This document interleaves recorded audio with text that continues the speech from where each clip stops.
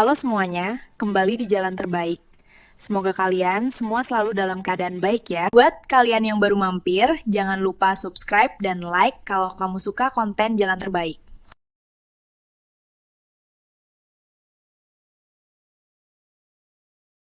Di mata hukum, dunia ini hitam dan putih. Dewi, seorang jaksa muda yang ambisius, berdiri di atas mimbar kebenaran dengan palu hakim di tangannya, siap menghancurkan siapa saja yang melanggar aturan. Di sisi lain, Baron hidup dalam bayang-bayang kode biner dan jaringan gelap, seorang penipu ulung yang dianggap sampah oleh masyarakat. Takdir mempertemukan mereka di ruang interogasi yang dingin, diawali dengan ludah penghinaan di wajah sang buronan. Namun, ketika hukum yang dipuja Dewi gagal menyelamatkan nyawa darah dagingnya sendiri, justru sampah itulah yang menawarkan nyawa sebagai tebusan. Ini adalah kisah tentang keadilan yang terluka, di mana satu orang harus mati agar yang lain bisa terus bersinar dalam penyesalan abadi. Ruangan interogasi berukuran 4x4 meter itu terasa lebih dingin dari kamar mayat. Dengan satu-satunya sumber cahaya berasal dari lampu neon berkedip yang menciptakan bayangan panjang di wajah Baron. Pria itu duduk dengan tangan terborgol ke meja besi yang dingin, mengenakan hoodie hitam yang sudah mulai pudar warnanya. Kontras dengan kemeja putih licin tanpa celah, milik wanita yang berdiri angkuh di hadapannya. Baron tidak menunjukkan rasa takut sedikit pun, meski statusnya sebagai buronan Interpol kelas kakap kini berakhir di kursi pesakitan. Ia justru menatap wanita itu dengan sorot mata tajam, seolah sedang menganalisis baris demi baris kode pemrograman yang rumit. Suara pendingin ruangan yang mendengung rendah menjadi satu-satunya pengisi keheningan. Sebelum suara ketukan hak tinggi sepatu stiletto memecah kesunyian, saat jaksa Dewi melangkah maju mendekati meja dengan tatapan yang bisa membekukan lahar panas. Di lehernya tergantung kartu identitas kejaksaan yang berkilau tertimpa cahaya, simbol kekuasaan mutlak yang memisahkan dunia mereka berdua bagaikan langit dan dasar selokan yang berlumpur. Dewi melempar berkas tebal berisi daftar kejahatan siber Baron ke atas meja dengan kasar, menimbulkan suara debuman yang menggema di dinding-dinding kedap suara. Napasnya terdengar berat dan tidak teratur, bukan karena lelah, melainkan karena amarah yang ia tahan sejak pagi setelah mendengar kabar simpang siur mengenai keberadaan adiknya yang hilang kontak di perbatasan. Bagi Dewi yang selama ini memuja hukum hitam di atas putih, keberadaan manusia seperti Baron adalah sebuah penghinaan terhadap tatanan sosial yang ia jaga mati-matian. Ia menatap pria di depannya dengan jijik yang tidak ditutup-tutupi, seolah Baron adalah bakteri penyakit yang harus segera dimusnahkan dari muka bumi demi kebersihan masyarakat. Baron hanya menggeser posisi duduknya sedikit. Bunyi rantai borgol yang beradu dengan kaki meja terdengar nyaring dan menyakitkan telinga. Namun bibirnya menyunggingkan senyum tipis yang semakin memancing emosi sang jaksa muda. "Kau pikir ini lucu, Tuan Baron?" Suara Dewi terdengar rendah, namun penuh penekanan. Setiap suku katanya tajam, setajam silet yang siap mengiris mental lawan bicaranya. Ia mencondongkan tubuhnya ke depan, menumpukan kedua tangannya di atas meja interogasi, hingga wajahnya hanya berjarak beberapa sentimeter dari wajah Baron yang tenang. Aroma parfum mahal bercampur dengan bau keringat dingin memenuhi udara di antara mereka, menciptakan ketegangan yang menyesakkan dada siapa saja yang melihatnya. Dewi melanjutkan kalimatnya dengan nada yang semakin meninggi, menyebutkan satu persatu korban penipuan Baron yang kehilangan uang tabungan mereka, menuduh Baron sebagai pengecut yang hanya berani bersembunyi di balik layar monitor tanpa pernah berani menghadapi dunia nyata. Kata-katanya meluncur deras tanpa henti, pelampiasan dari rasa frustrasi akan ketidakberdayaan yang sedang ia rasakan dalam kehidupan pribadinya. Dan Baron hanyalah samsak tinju yang tepat untuk menyalurkan semua emosi negatif itu. Baron menghela napas panjang, matanya yang lelah namun cerdas, menatap langsung ke manik mata Dewi, seolah bisa melihat kekalutan yang tersembunyi di balik kacamata bingkai tebal wanita itu. Dengan suara serak karena sudah berjam-jam tidak diberi minum, Baron mencoba menyela tirade kemarahan Dewi dengan sebuah observasi yang mengejutkan. Ibu jaksa terlihat sedang tidak fokus. Ada masalah apa yang membuat tangan Anda gemetar seperti itu? Pertanyaan sederhana itu justru menjadi bensin yang disiramkan ke dalam kobaran api amarah Dewi. Karena bagi seorang penegak hukum perfeksionis sepertinya, dibaca emosinya oleh seorang kriminal adalah sebuah ketelanjangan yang memalukan. Dewi merasa otoritasnya ditelanjangi, harga dirinya dicabik-cabik oleh seseorang yang seharusnya memohon ampun di kakinya. Dan itu membuat darahnya mendidih hingga ke ubun-ubun. Situasi di ruangan itu berubah menjadi sangat tidak terkendali ketika Baron menambahkan satu kalimat fatal yang meruntuhkan pertahanan diri Dewi sepenuhnya. Saya dengar polisi korup di divisi ini tidak bisa diandalkan. Mungkin Anda butuh bantuan orang luar untuk masalah pribadi Anda. Ucap Baron dengan nada datar, tanpa bermaksud menghina. Murni sebuah analisis logis dari apa yang ia dengar dari sel sebelah. Namun bagi Dewi, ucapan itu terdengar seperti ejekan paling keji yang menertawakan ketidakmampuannya sebagai aparat hukum yang bahkan tidak bisa melindungi keluarganya sendiri. Wajah Dewi memerah padam. Urat-urat di lehernya menonjol keluar, dan tanpa peringatan apapun, logika serta etika profesi yang selama ini ia junjung tinggi runtuh seketika, digantikan oleh insting purba untuk menyakiti. Dewi menarik napas dalam-dalam, mengumpulkan saliva di mulutnya, dan dengan gerakan cepat yang penuh kebencian, ia meludahi wajar Baron tepat di pipi kirinya. Cairan itu mendarat dengan suara plak yang basah, mengalir perlahan menuruni rahang tegas pria itu. Sebuah simbol penghinaan paling purba dari satu manusia ke manusia lain. Waktu seakan berhenti berputar di ruangan sempit itu. Bahkan penjaga di balik kaca satu arah pun mungkin menahan napah menyaksikan pelanggaran kode etik yang begitu vulgar. Baron tidak melawan. Ia tidak berteriak atau memaki balik. Ia hanya memejamkan matanya sejenak, menerima perlakuan itu dengan sikap stoik yang mengerikan. Perlahan, tangannya yang terborgol terangkat. Punggung tangannya mengusap sisa ludah itu dengan gerakan lambat dan terukur. Lalu ia menatap Dewi dengan pandangan yang sulit diartikan. Campuran antara kasihan dan keteguhan hati. Melihat Baron yang tidak hancur mentalnya, Dewi justru semakin kehilangan kendali dan mendekatkan wajahnya lagi ke telinga Baron, membisikkan kalimat yang akan menjadi kutukan sekaligus takdir bagi mereka berdua. Dengar baik-baik sampah masyarakat. Kalau skill menipumu yang kau banggakan itu memang hebat. Buktikan, desis Dewi dengan suara bergetar menahan tangis dan amarah yang bercampur aduk. Ia mencengkram kerahu di Baron, menariknya kasar hingga kain itu menegang mencekik leher Baron. Kalau skill harammu itu bisa menyelamatkan adikku yang sekarang hilang entah di mana, aku bersumpah demi hukum yang aku junjung, aku akan menikahimu detik itu juga. Tapi kau tidak akan bisa. Karena kau cuma tikus got yang berani di balik layar, kan? Tantangan itu keluar sebagai bentuk sarkasme tertinggi. Sebuah pernyataan mustahil yang dilontarkan karena Dewi yakin Baron tidak berharga sepeser pun. Tanpa menunggu jawaban, Dewi menghempaskan tubuh Baron kembali ke sandaran kursi besi dengan kasar. Lalu berbalik badan dan melangkah cepat meninggalkan ruangan itu tanpa menoleh lagi. Pintu besi berat itu terbanting menutup di belakangnya, meninggalkan gema dentuman yang menyakitkan dan memisahkan kembali dua dunia yang berbeda kasta itu. Baron ditinggalkan sendirian dalam keheningan yang mencekam. Sisa ludah masih terasa lengket di pipinya. Namun bukannya marah, sudut bibirnya justru terangkat membentuk senyum misterius yang penuh teka-teki. Tantangan mustahil itu kini terpatri di otaknya, seperti virus komputer yang siap diaktifkan. Dan di dalam kepalanya yang jenius, sebuah rencana gila mulai tersusun rapi untuk menjawab arogansi wanita yang baru saja menginjak harga dirinya. Apakah Dewi sadar bahwa ia baru saja membuat perjanjian dengan iblis yang akan mengubah hidupnya selamanya? Dunia di luar sel interogasi terasa jauh lebih kejam bagi jaksa Dewi ketika ia melangkah keluar dengan napas yang masih memburu dan jantung yang berdegup kencang. Lorong gedung kejaksaan yang panjang dan steril itu kini terasa seperti labirin tanpa ujung, di mana setiap pasang mata rekan sejawatnya seolah menghakimi kegagalannya dalam menjaga profesionalitas.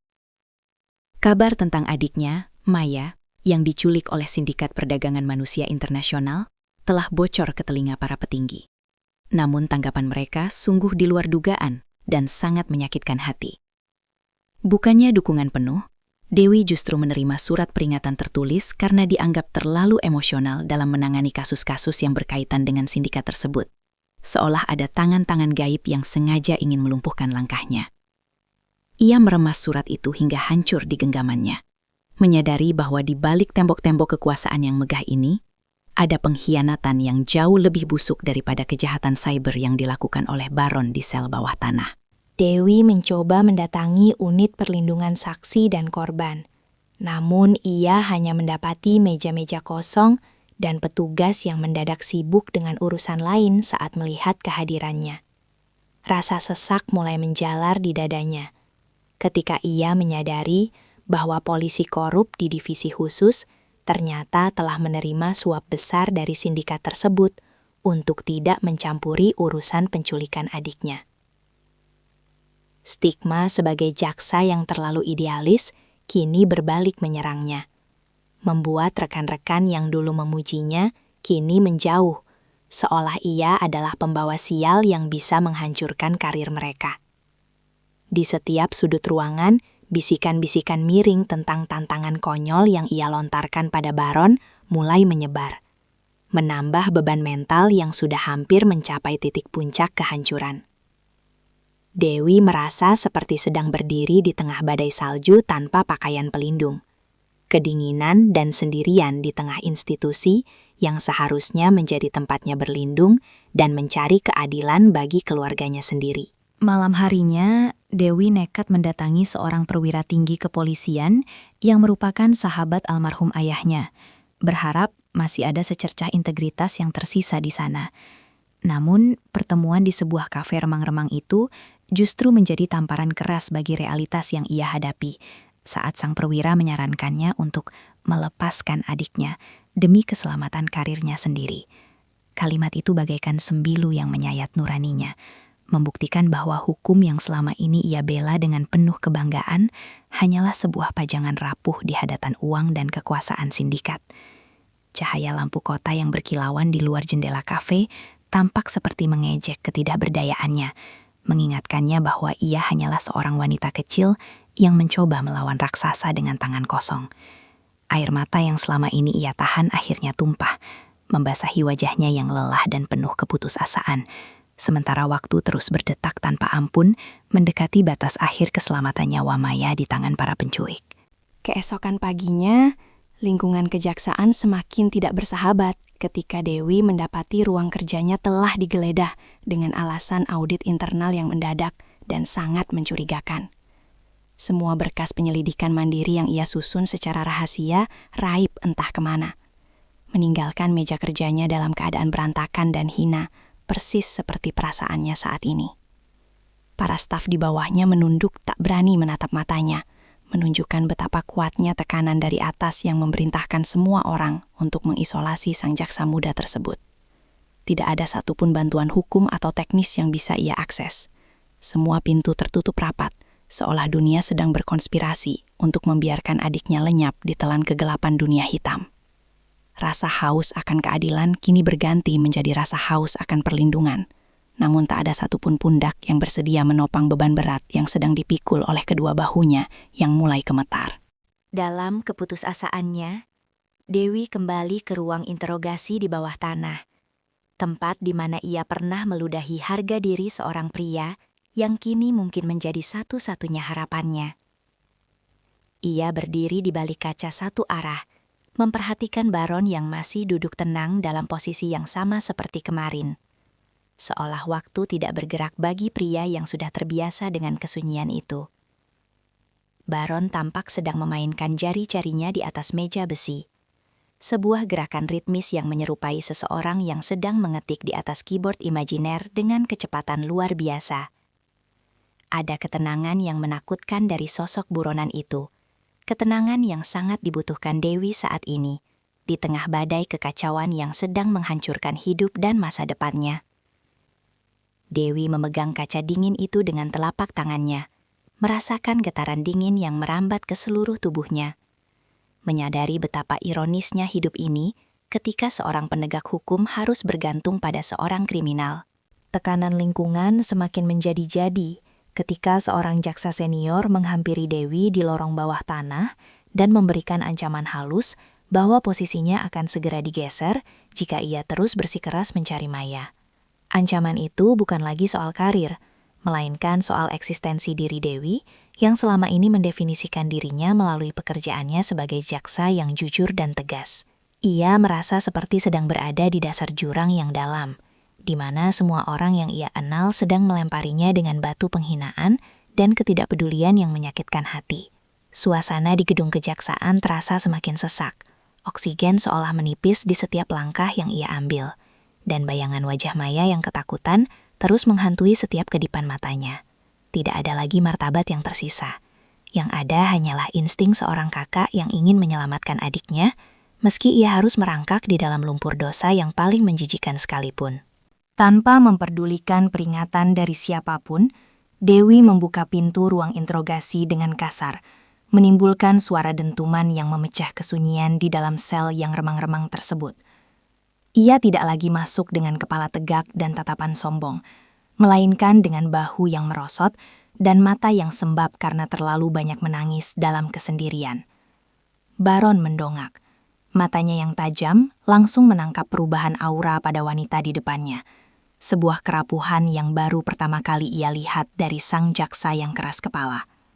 Ruangan itu kini tidak lagi terasa seperti medan perang, melainkan seperti tempat perlindungan terakhir bagi seorang wanita yang sudah kehilangan segalanya di dunia luar. Baron tetap diam, menunggu kata-kata pertama yang akan keluar dari bibir Dewi, sementara suasana mencekam kembali menyelimuti mereka berdua di tengah ketidakadilan dunia yang sedang berlangsung. Dewi duduk di kursi di depan Baron, menatap pria itu dengan pandangan memohon yang sangat kontras dengan ludah penghinaan yang ia berikan beberapa jam yang lalu di tempat ini. "Mereka semua meninggalkanku, Baron. Mereka membiarkan adikku mati demi uang dan jabatan mereka yang busuk itu," ucap Dewi dengan suara yang pecah dan nyaris berbisik. Tangannya yang biasanya kokoh saat memegang palu sidang, kini bergetar hebat di atas meja besi, mencari tumpuan untuk tetap bisa bertahan hidup di tengah keputusasaan. Baron hanya menatap tangan yang bergetar itu tanpa bicara, namun ada kilakan empati yang samar di balik matanya yang dingin, sebuah tanda bahwa ia mengerti rasa sakit dari pengkhianatan. Apakah di tengah kebencian yang mendalam ini, benih kerjasama yang terlarang akan mulai tumbuh di antara sang penegak hukum dan sang sampah masyarakat yang terbuang? Keputusasaan telah meruntuhkan seluruh dinding keangkuhan yang selama ini menyelimuti diri Jaksa Dewi, meninggalkannya dalam keadaan hancur di hadapan pria yang paling ia benci. Sebuah pesan video baru saja masuk ke ponselnya, menunjukkan Maya dalam kondisi terikat dan menangis di sebuah ruangan gelap dengan suara latar yang menyebutkan harga lelang untuk nyawa adiknya tersebut. Dewi menggenggam ponselnya begitu erat hingga buku jarinya memutih, menyadari bahwa waktu yang ia miliki sudah tidak sampai 24 jam sebelum Maya menghilang selamanya di pasar gelap internasional. Ia memandang Baron dengan tatapan kosong, mengabaikan fakta bahwa ia sedang memohon pada seorang buronan yang namanya pernah ia kutuk di setiap kesempatan. Di luar sana, dunia yang ia kenal sebagai kebenaran telah mengkhianatinya, meninggalkan hanya seorang kriminal di sel sempit ini sebagai satu-satunya sekutu yang tersisa di muka bumi. Suasana ruangan yang lembab dan berbau besi itu kini terasa seperti satu-satunya tempat di mana ia bisa menemukan kejujuran, meski kejujuran itu berasal dari sisi gelap hukum yang selama ini ia lawan. "Tolong aku, Baron. Mereka akan menjual adikku seperti barang dagangan jika aku tidak melakukan sesuatu sekarang juga," isak Dewi dengan suara yang parau dan penuh kehancuran. Ia tidak lagi peduli pada martabatnya sebagai jaksa. Ia hanya seorang kakak yang gagal, seorang wanita yang kini menyadari bahwa palu hakimnya tidak memiliki kekuatan apapun di hadapan sindikat berdarah dingin. Baron tetap bergeming di kursinya, namun tatapannya yang tajam mulai memindai raut wajah Dewi untuk mencari kepastian apakah ini hanyalah sebuah trik interogasi atau murni sebuah permohonan tulus. Keheningan di antara mereka terasa begitu berat, seolah udara di ruangan itu telah berubah menjadi timah yang menekan paru-paru hingga sulit untuk sekadar menarik nafas. Dewi kemudian meletakkan ponselnya di atas meja, membiarkan Baron melihat video penyandaraan Maya yang sangat menyayat hati sebagai bukti bahwa ia benar-benar sudah tidak memiliki jalan keluar lain. Baron menunduk melihat layar ponsel tersebut. Dan untuk sesaat, kilatan kemarahan yang dingin terpancar dari matanya yang biasanya selalu sinis dan penuh rahasia. Ia mengenal pola penculikan itu. Ia mengenal simbol-simbol tersembunyi di latar belakang video yang menunjukkan bahwa ini adalah perbuatan kelompok yang bahkan ditakuti oleh para peretas di dark web. Baron perlahan mengangkat kepalanya, menatap Dewi dengan cara yang berbeda, seolah ia sedang menimbang-nimbang antara egonya yang terluka atau nuraninya yang masih tersisa di balik status kriminalnya. Ia tahu bahwa membantu Dewi berarti ia harus mengekspos dirinya sendiri ke dalam radar jaringan yang sangat berbahaya. Sebuah resiko yang bisa berujung pada kematiannya di dalam penjara. Namun, air mata yang membasahi wajah Dewi dan ludah yang sudah mengering di pipinya sendiri menciptakan sebuah paradoks emosi yang mendorongnya untuk mengambil sebuah keputusan gila. Berikan aku akses internet tanpa firewall, berikan aku laptop dengan prosesor tingkat tinggi, dan pastikan tidak ada kamera pengawas yang aktif di ruangan ini selama aku bekerja. Ucap Baron dengan nada perintah yang tidak bisa dibantah sedikitpun. Suaranya terdengar sangat otoritatif, membalikkan keadaan di mana kini sang kriminal yang memegang kendali atas sang jaksa yang malang. Dewi tertegun sejenak, menyadari bahwa permintaan Baron adalah pelanggaran hukum berat yang bisa membuatnya dipecat secara tidak hormat dan bahkan dipenjara karena membantu pelarian data buronan. Namun, saat ia melirik kembali ke arah ponsel yang menampilkan wajah ketakutan Maya, rasa takut akan hukum itu lenyap seketika, digantikan oleh keberanian yang nekat. Tanpa mengucapkan sepatah kata pun, Dewi berdiri dan melangkah keluar untuk melakukan apapun demi memenuhi permintaan Baron, meski ia harus mencuri peralatan dari gudang bukti kejaksaan malam itu juga. Beberapa jam kemudian, ruangan interogasi itu berubah menjadi pusat operasi bawah tanah yang gelap, dengan cahaya biru dari layar monitor yang menerangi wajah Baron yang tampak sangat serius. Jari-jarinya mulai menari di atas keyboard dengan kecepatan yang tidak masuk akal, menciptakan suara ketikan yang ritmis dan cepat, seperti detak jantung seseorang yang sedang berlari kencang.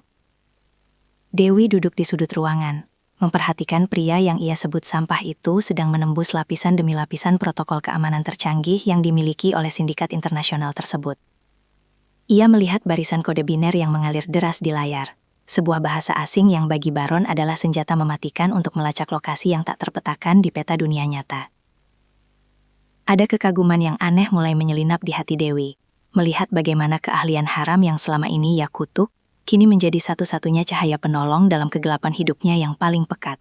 Baron berkeringat dingin saat ia mulai memasuki wilayah dark web yang paling dalam, tempat di mana identitas disembunyikan di balik ribuan server palsu yang tersebar di seluruh dunia.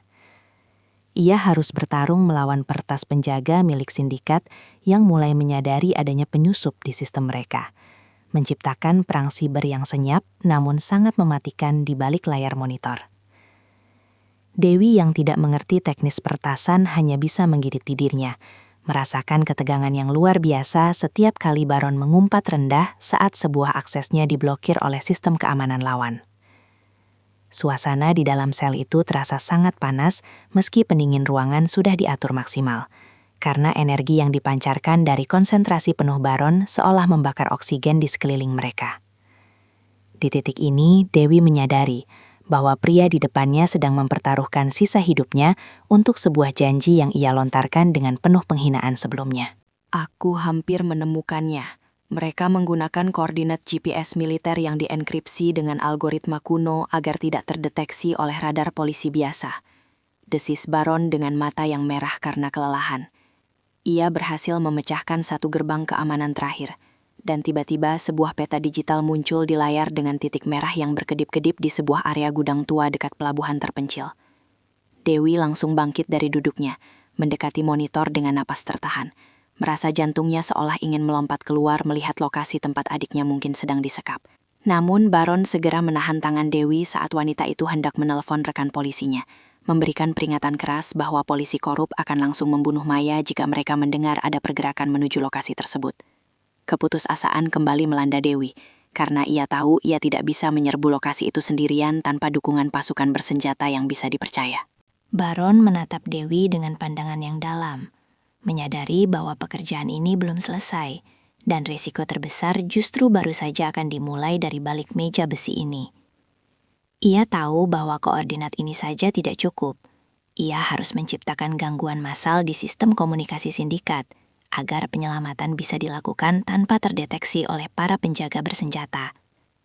Di saat itulah, Dewi menyadari betapa mahalnya harga dari bantuan yang ia minta, karena Baron mulai memasukkan kode-kode yang akan membuatnya terlacak oleh Interpol secara permanen.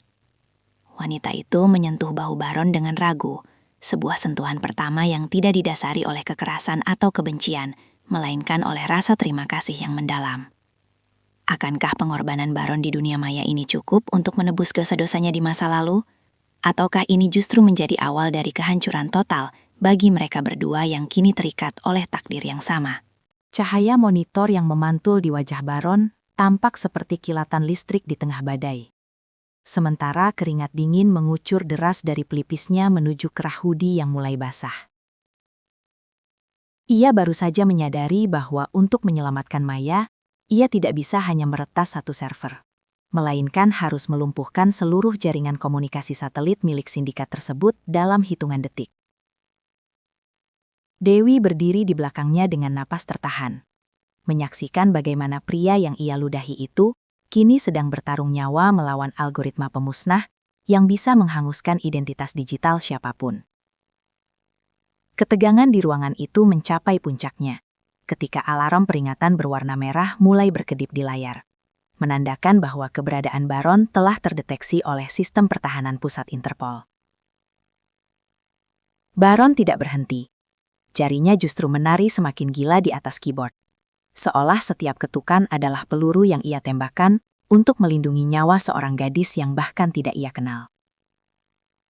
Kesunyian malam di gedung kejaksaan itu kini terasa sangat mencekam.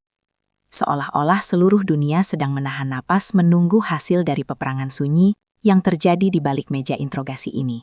Baron berhenti sejenak, memutar kursinya untuk menatap Dewi dengan sorot mata yang belum pernah ia tunjukkan sebelumnya. Sebuah tatapan yang penuh dengan perhitungan dingin sekaligus keberanian murni. Ia menjelaskan dengan suara rendah bahwa untuk memastikan penyelamatan Maya berhasil tanpa campur tangan polisi korup, ia harus melakukan sesuatu yang jauh lebih ekstrim dari sekadar meretas. Baron menawarkan diri untuk menggunakan seluruh rekening bayangan miliknya sebagai umpan digital, agar perhatian seluruh aparat dan sindikat teralihkan ke arah yang salah. Dewi tertegun, menyadari bahwa jika Baron melakukan itu, dia tidak akan pernah bisa kembali ke kehidupan lamanya dan akan menjadi musuh nomor 1 di lebih dari 100 negara. Ini bukan lagi soal menyelamatkan seorang sandera. Ini adalah aksi bunuh diri terencana yang dilakukan oleh seorang pria yang selama ini dianggap sebagai parasit sosial. Namun, keraguan masih terpancar di mata Dewi. Ia masih tidak percaya bahwa seorang penipu bisa memiliki martabat sebesar ini untuk orang yang telah menghinanya. Kau yakin bisa melakukan ini? Atau kau hanya sedang mencari celah untuk melarikan diri dari hukumanmu? Tanya Dewi dengan suara yang bergetar, mencoba mempertahankan sisa-sisa skeptisismenya di tengah rasa haru yang mulai membuncah. Ia mendekat, mencengkram pinggiran meja besi itu hingga buku jarinya memutih, menuntut kejujuran dari mata pria yang sering ia sebut sebagai sampah masyarakat. Baron hanya mendengus pelan, sebuah tawa getir yang terdengar menyakitkan di telinga Dewi, seolah menertawakan betapa rendahnya kepercayaan yang tersisa di antara mereka. Ia tahu bahwa Dewi masih melihatnya sebagai kriminal, meski ia sedang menggenggam kunci keselamatan adiknya di tangannya yang terborgol. Ketidakpercayaan ini justru menjadi cambuk bagi Baron untuk menunjukkan bahwa keahlian haram yang ia miliki bisa menjadi mukjizat jika ditempatkan di tangan yang tepat. Suasana ruangan semakin memanas, bukan karena suhu udara, melainkan karena benturan ego dan rasa bersalah yang saling menghantam di antara dua manusia ini. Dewi teringat kembali pada kalimat keji yang ia lontarkan sebelumnya. Sebuah tantangan yang kini terasa seperti belati yang menusuk jantungnya sendiri setiap kali ia mengingatnya. Ia menatap Baron dengan mata berkaca-kaca, menyadari bahwa ia telah mempertaruhkan dirinya sendiri dalam sebuah janji pernikahan yang ia anggap sebagai lelucon di saat ia sedang merasa di atas angin.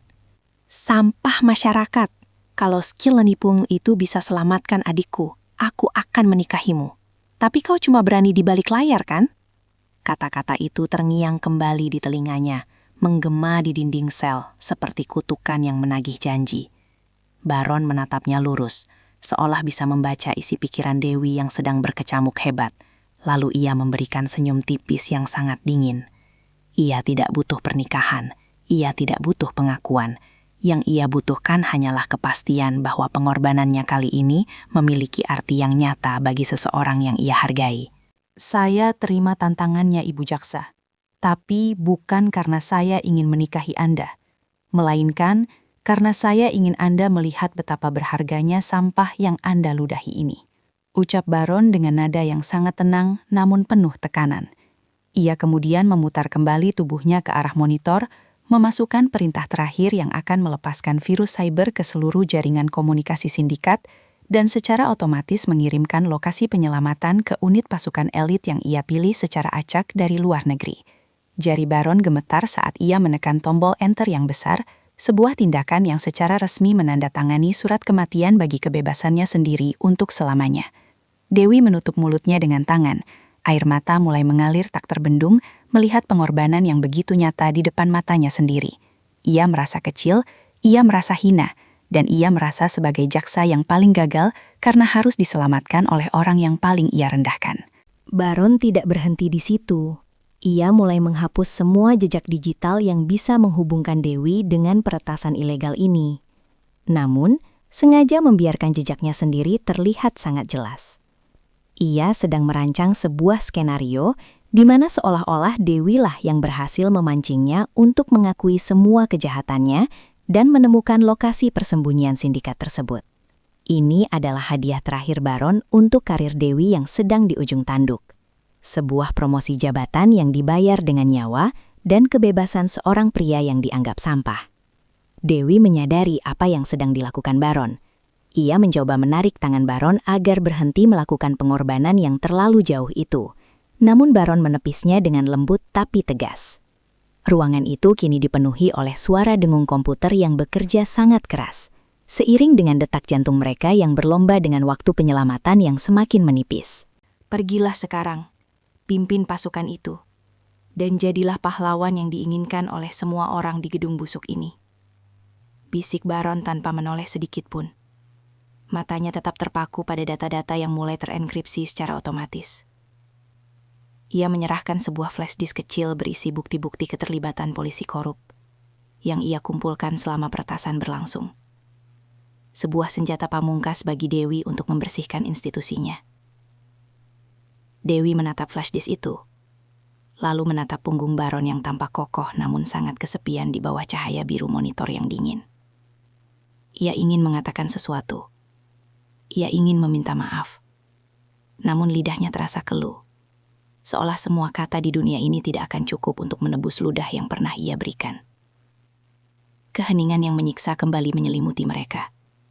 Sementara di kejauhan terdengar suara sirene yang mulai mendekat. Entah itu pasukan penyelamat atau aparat yang datang untuk menjemput Baron. Dewi melangkah mundur perlahan, menggenggam flash disk itu dengan sangat erat, seolah itu adalah jantungnya sendiri yang sedang ia pertaruhkan. Ia melihat Baron untuk terakhir kalinya sebelum keluar dari ruangan itu. Melihat pria itu duduk tegak, menanti nasibnya dengan martabat yang jauh lebih tinggi dari siapapun yang pernah ia temui. Baron tidak berpaling. Ia tetap menatap layar yang kini menampilkan status Operation Complete. Sebuah akhir dari perjalanannya sebagai buronan dan awal dari penderitaannya sebagai martir. Dengan berat hati, Dewi membalikkan badan dan berlari keluar, menuju mobilnya, meninggalkan pria yang baru saja memberikan segalanya demi dirinya dan adiknya. Di dalam hatinya, sebuah badai penyesalan mulai berkecamuk, menyadari bahwa kemenangan yang akan ia raih nanti akan terasa sangat hambar karena dibangun di atas penderitaan seorang pria yang ia panggil sampah. Apakah hukum benar-benar adil jika ia harus mengorbankan satu-satunya orang tulus yang pernah ia temui di balik jeruji besi ini. Suara ledakan dan baku tembak di gudang pelabuhan itu hanya terdengar melalui sambungan audio yang terputus-putus. Namun bagi Dewi, setiap dentuman adalah detak jantung adiknya yang sedang dipertaruhkan. Pasukan elit yang digerakkan oleh protokol rahasia Baron berhasil menerobos masuk, melumpuhkan sindikat perdagangan manusia tepat beberapa menit sebelum Maya dipindahkan ke kapal kontainer. Di ruang interogasi, Baron masih terduduk lemas dengan mata merah yang nyaris tertutup karena kelelahan luar biasa setelah meretas sistem keamanan global selama berjam-jam tanpa henti. Layar monitor di depannya kini menampilkan pesan konfirmasi bahwa Maya telah aman di tangan petugas medis, sebuah misi mustahil yang berhasil dituntaskan oleh tangan yang terborgol. Dewi, yang memantau dari kejauhan, jatuh terduduk di lantai koridor kejaksaan dengan tangis yang meledak, merasakan beban bertonton yang selama ini menghimpit dadanya mendadak sirna. Namun kegembiraan itu hanya bertahan sesaat sebelum ia menyadari harga yang harus dibayar, saat alarm sistem Interpol di ruangan Baron melengking nyaring, mengunci seluruh akses dan menandai lokasi tersebut secara permanen. Pagi harinya, gedung kejaksaan gempar, bukan karena selamatnya adik sang jaksa, melainkan karena penangkapan otak kriminal siber terbesar yang jejaknya berhasil ditemukan oleh jaksa Dewi. Baron sengaja memanipulasi baris kode terakhirnya, agar seluruh dunia melihat bahwa ia tertangkap karena kecerdikan Dewi.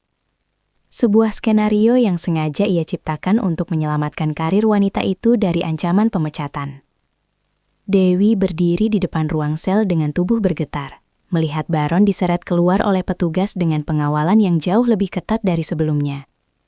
Siap dipindahkan ke penjara keamanan maksimum. Tidak ada senyum kemenangan di wajah Dewi. Yang ada hanyalah kehancuran jiwa saat melihat Baron menatapnya dengan pandangan damai. Seolah-olah ia baru saja memberikan hadiah ulang tahun yang indah. Baron melewatinya tanpa mengucapkan sepatah kata pun. Hanya sebuah anggukan kecil yang mengonfirmasi bahwa janji sampah masyarakat itu telah ditepati dengan sempurna. Keheningan yang mengikuti langkah kaki Baron di lorong itu terasa lebih menyakitkan daripada makian paling kasar yang pernah Dewi dengar sepanjang hidupnya. Beberapa minggu kemudian, persidangan paling kontroversial dalam sejarah hukum Indonesia digelar, dengan Dewi sebagai jaksa penuntut umum utamanya. Di bawah sorot lampu kamera dan perhatian seluruh negeri, Dewi harus berdiri di mimbar penuntutan, membacakan daftar kejahatan siber Baron yang telah ia ungkap sendiri melalui jejak digital palsu yang dibuat Baron. Setiap kata yang keluar dari bibir Dewi terasa seperti sembilu yang mengiris tenggorokannya, karena ia tahu bahwa setiap tuntutan yang ia ajukan adalah pengkhianatan terhadap pria yang menyelamatkan keluarganya.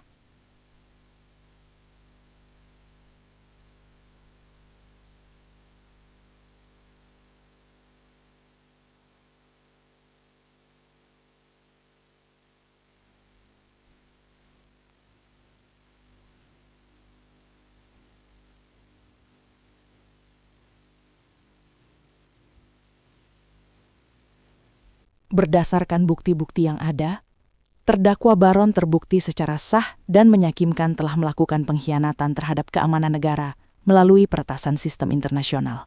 Suara Dewi bergetar hebat saat ia mencapai bagian akhir dari naskah penuntutannya. Air mata yang sejak tadi ia tahan akhirnya tumpah, membasahi berkas-berkas hukum yang kini terlihat seperti kertas sampah tak berharga di matanya. Ia berhenti sejenak, menelan ludah yang terasa pahit, menyadari bahwa hukum yang ia puja selama ini menuntut nyawa orang yang paling jujur yang pernah ia temui. Seluruh pengunjung sidang terdiam, bingung melihat sang jaksa besi itu menangis terseduh-seduh di tengah pembacaan tuntutan yang seharusnya menjadi momen kejayaannya. Namun Dewi tetap harus melanjutkan tugasnya, karena ia tahu jika ia ragu sedikit saja, maka pengorbanan Baron untuk membersihkan namanya dari polisi korup akan menjadi sia-sia. Dengan suara yang nyaris hilang, ia akhirnya mengucapkan kalimat yang akan menghantuinya seumur hidup. Maka dengan ini, penuntut umum meminta majelis hakim untuk menjatuhkan vonis hukuman mati. Baron tidak terkejut. Ia justru memejamkan matanya dengan senyum tipis yang syarat akan kelegaan.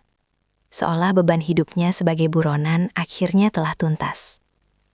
Ia melihat ke arah penonton sidang di mana Maya, adik Dewi yang sudah pulih, duduk dengan tatapan bingung dan sedih melihat pria yang menyelamatkannya harus menghadapi ajal. Pengorbanan Baron bukan hanya tentang kebebasan, melainkan tentang memberikan Dewi sebuah dunia yang bersih, di mana wanita itu bisa terus menjadi jaksa yang adil tanpa takut pada ancaman sindikat. Ia sengaja meninggalkan jejak yang tak terbantahkan, agar tidak ada celah bagi hakim untuk memberikan hukuman yang lebih ringan. Karena hanya dengan kematiannya, rahasia peretasan ilegal Dewi akan terkubur selamanya. Di titik ini, Baron telah memenangkan taruhan mustahil yang pernah dilontarkan Dewi. Ia membuktikan bahwa skill menipunya mampu menyelamatkan nyawa, meski ia harus membayar dengan nyawanya sendiri. Penyesalan yang mendalam mulai merambat di setiap sel tubuh Dewi, menyadari bahwa ia telah memenangkan karirnya, namun kehilangan jiwanya di saat yang bersamaan. Setelah vonis dijatuhkan, Dewi diberikan kesempatan terakhir untuk menemui Baron di dalam sel isolasi sebelum eksekusi dilakukan di tempat yang dirahasiakan. Ia berlari ke arah jeruji besi, mencengkram besi-besi dingin itu dengan tangan yang lecet, memohon ampun dengan suara yang serak karena terlalu banyak meratap. "Kenapa kau lakukan ini, Baron? Kenapa kau sengaja menjebak dirimu sendiri agar aku yang menghukummu?" teriak Dewi di tengah isak tangisnya yang tak terkendali. Baron melangkah mendekati jeruji. Tangannya yang masih terborgol terulur untuk menyentuh jari-jari Dewi melalui celah besi, memberikan kehangatan terakhir yang bisa ia berikan. Ia hanya tersenyum lemah. Sebuah senyuman yang penuh dengan pengampunan atas ludah dan hinaan yang pernah ia terima di masa lalu. "Karena kamu benar, Dewi, aku ini sampah. Dan setidaknya sampah ini bisa menjadi pupuk agar bunga seperti kamu dan adikmu bisa tumbuh dengan indah," bisik Baron dengan nada yang sangat lembut. Suara sepatu bot para algojo mulai terdengar menggema di lorong penjara, menandakan bahwa waktu bagi sang martir telah habis dan fajar akan segera menyingsing. Dewi dipaksa menjauh oleh para penjaga. Ia berontak dan berteriak memanggil nama Baron hingga suaranya menghilang. Sementara Baron terus berjalan dengan kepala tegak menuju pintu keluar yang gelap. Ia tidak menoleh lagi. Ia ingin bayangan terakhir yang diingat Dewi adalah punggung seorang pria yang pergi dengan kehormatan, bukan seorang kriminal yang ketakutan.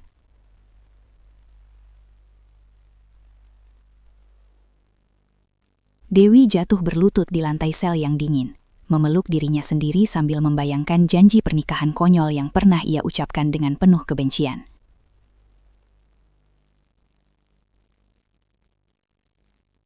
Kini ia memang tidak akan pernah menikah dengan Baron, namun ia akan terikat selamanya dengan pria itu melalui rantai penyesalan yang tidak akan pernah bisa diputus oleh hukum manapun.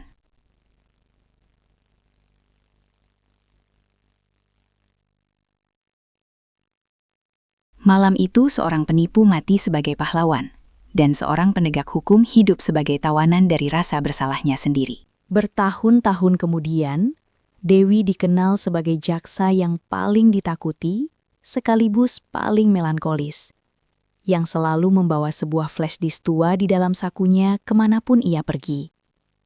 Karirnya melesat hingga ke puncak tertinggi. Namun ia tidak pernah menikah, dan selalu menghabiskan waktu luangnya dengan menatap layar monitor yang menampilkan barisan kode siber yang tak pernah ia mengerti sepenuhnya. Maya sering bertanya, mengapa kakaknya selalu menangis setiap kali melihat berita tentang peretasan siber. Namun Dewi hanya bisa terdiam dan mengusap pipi kirinya, tempat di mana ludah penghinaannya dulu mendarat. Ia hidup dalam kemegahan jabatan yang ia benci, dikelilingi oleh kehormatan yang ia rasa tidak pantas ia miliki. Karena setiap medali yang ia terima adalah jelmaan dari darah pria yang ia panggil sampah. Di bawah langit senja yang merah darah, Dewi sering berdiri di depan makam tanpa nama di sudut penjara, membisikkan permohonan maaf yang tak akan pernah terdengar oleh telinga yang sudah menjadi tanah. Apakah keadilan sejati benar-benar ada? Jika cinta dan penebusan harus dibayar dengan nyawa, di atas altar hukum yang buta.